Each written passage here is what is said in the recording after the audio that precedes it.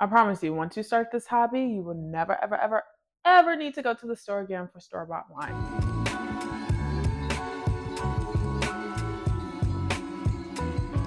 Hello, hello, hello. If you're new here, my name's Dominique. Welcome. If you're returning, hey, I'm so excited that you're back. Hopefully, you're here for part 2 of the strawberry wine because it's been about a month. The wine is ready for the next steps, and it's time to start bottling our strawberry wine so your wine can look just like this. Oh my gosh, y'all. So let's just hop right into the video. If you're new here, no worries. Let me get you right up to speed. We left off in the last video by racking our wine and letting it sit to clear. That means all of the dead yeast, all of that sediment falling to the bottom. And it's been about a month later. And as you can see, our wine is now crystal clear. So we're going to go ahead and get into the next steps. So first, you want to make sure you sanitize everything and get the additives out that you will need. We're going to need a Camden tablet, and we're also going to need some potassium sorbate. But make sure you pay attention because we will not be using them both at the same time. So in order for the wine to be ready to bottle, you add in the Camden tablet first, also known as metabisulfite. And then we're going to wait 24 hours and add in the potassium sorbate after. So I suggest taking 2 sanitized spoons, nothing super complicated, and just make sure you crush it up. You really, really want to try to crush it up as fine as you can and add it into your wine. Put the lid on top with an airlock after you gently mix it in. Set it to the side for 24 hours. Now, I like to plan stuff out, so I like to work on my simple syrup around the same time as well and just let it sit in the fridge until I'm ready to use it. Personally, I measure out about 2 pounds of sugar, but this is all going to be different based on how sweet you want your wine. I like a semi-sweet to sweet wine, so I just measure out 2 pounds of sugar and add enough water to cover the top. That is how you make a simple syrup. You want to go ahead and place it on low to medium heat. Do not let this get to a boil because you could burn the simple syrup and it could just be a mess. Once it is kind of clear, you want to set that aside. You could put it in the fridge, put it in a container until you're ready to use it. So it's been about 24 hours. Now what? Well, the Camden tablet always leaves a little bit of film at the top. So I suggest for best results, racking that off. And also there's going to be some natural sediment at the bottom sometimes. If your wine doesn't have that, then it's your lucky day because my wine always has some sediment at the bottom. Remember, it's important to prepare everything that you're going to be using. Anything that will touch the wine needs to be sanitized. And no, you cannot sanitize with dish soap. I got asked that question a lot in my last video. You cannot sanitize with dish soap, okay? This is the most important part of the wine process in my opinion. So now it is just time to rack off our wine, which simply means transferring it from one container to the next. Make sure you're not getting that sediment at the bottom because I prefer for my wine to be very clear and it's aesthetically pleasing, and I want that for you. So don't get any of that gunk at the bottom. And y'all, look at the color on this. Strawberry wine is one of my favorite wines, and feel free to play around with the flavors. I added some lavender to my wine, let it sit for about a week, and it had this beautiful strawberry lavender flavor. Absolutely delicious. Did not get the bottom. You don't want that sediment, okay? Let it go. I know it's like, but that wine, you could pour it, you could drink it, just let it go. So now we're going to sanitize and add our potassium sorbate. Potassium sorbate acts as a stabilizer. So when you hear people say they're going to stabilize the wine, this is what they mean. So it does not kill the yeast or stop fermentation, but it will stop the existing yeast from further multiplying as they usually would in the presence of sugar. So typically, potassium sorbate is added when we're back sweetening. It's important to know that you do not ever want to add potassium sorbate during fermentation or before fermentation because it can stop the wine from fermenting. So I like to let my potassium sorbate sit for about 2 hours. That is what's suggested. And I use about half a teaspoon per gallon of wine as well. In the meantime, I like to sanitize my bottles because when I'm ready to bottle my wine, y'all, I'm ready to bottle my wine. So I suggest you sanitize your bottles in the meantime. That way, all the sanitizer can go ahead and dry because you don't have to rinse this off either, and the bottles can just be ready to go. Don't forget to sanitize your corks as well. You know your sanitizer is still good to go when the pH is under 3.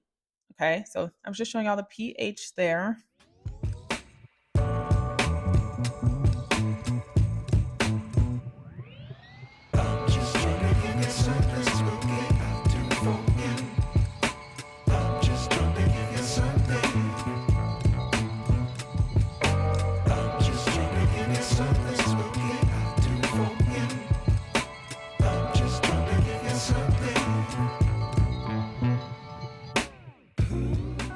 Let's talk about cork sizes. There's a few different cork sizes. I recommend using number 8 corks.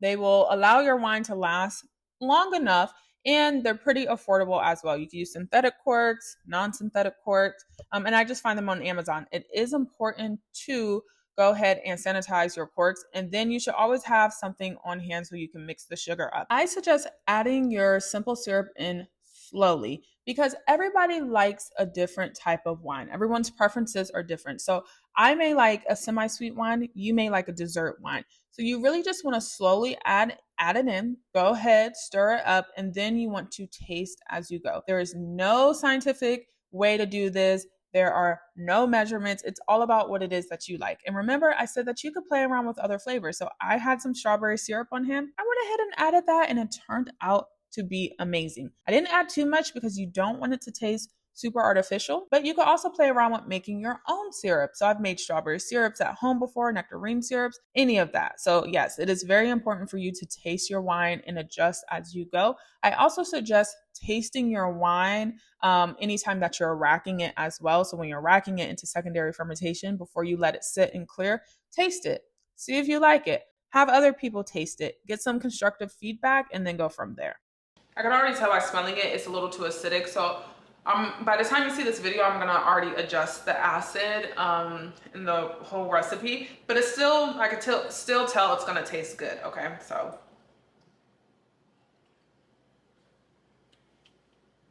I like that. That was like good. Semi-sweet. Semi-sweet, yes.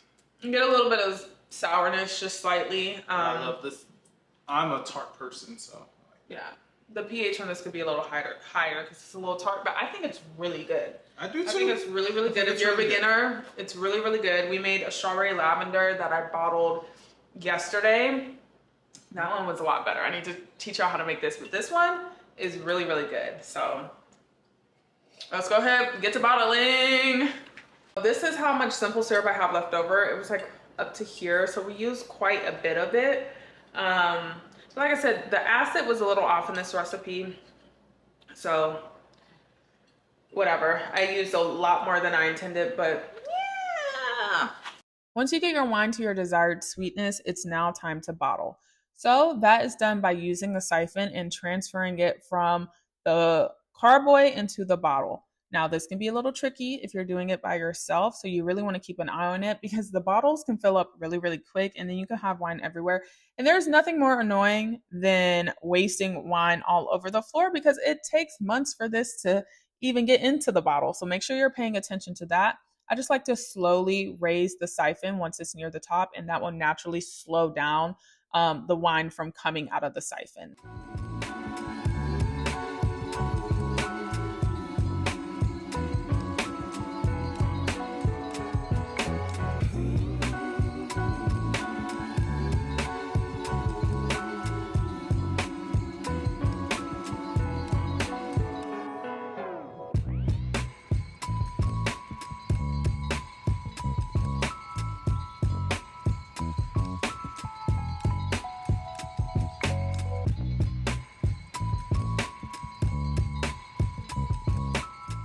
I like to level it off just for aesthetic reasons, and so the cork can fit. But if you have a bottle like mine that is kind of halfway full or not all the way there, no worries. You can put a lid on that and you can just drink it. Honestly, you don't have to age it. You can just drink it. I do prefer to let my wine age for a few months to a few years, but you could drink it right away. So now this is the handy dandy corker that you could find on Amazon. You put the cork in there and then you pull the levers down and the cork will go into the wine. And for the leftovers, remember I said you can put a stopper in there and just drink it throughout the week because there's no need to cork it. Oxygen doesn't like wine, so it's not going to be too good. Anyways, it's going to eventually go flat. I love printing out my own labels, but that is completely optional. And there you have it. I think that this wine tastes amazing. You can really, really taste the sweetness, which helps the strawberry flavor push through. I do think in the next few months to a year that it's going to be a 10 out of 10. Absolutely amazing. The longer you age the wine, the better it can get. So if you don't like it right away, Give it a few weeks, give it a few months, and you may love it more. But I think this wine was a hit. And I really think if you're just now getting into this hobby, strawberry wine or like a strawberry banana wine, let me know if you want that recipe. That is my most popular recipe, is a perfect first wine for you to make. So I hope you enjoyed this video and let me know if you have any questions. I want to touch on some frequently asked questions that I got, okay? One, is it normal for your wine to smell during the fermentation process? Like for you to kind of smell yeast? Yes, it is. Sometimes the smell can be a little foul, but it is completely normal. As long as it's airtight, you should be fine. You should only smell it when you open it up to stir it. If you want to make a 1 gallon batch, what size fermenter should you ferment? I recommend at least 1.5 gallon, preferably 2 gallons, for you to go ahead and ferment in. That way, you can ensure that you're getting a 1 gallon batch. Can you make wine out of anything? Technically, yes.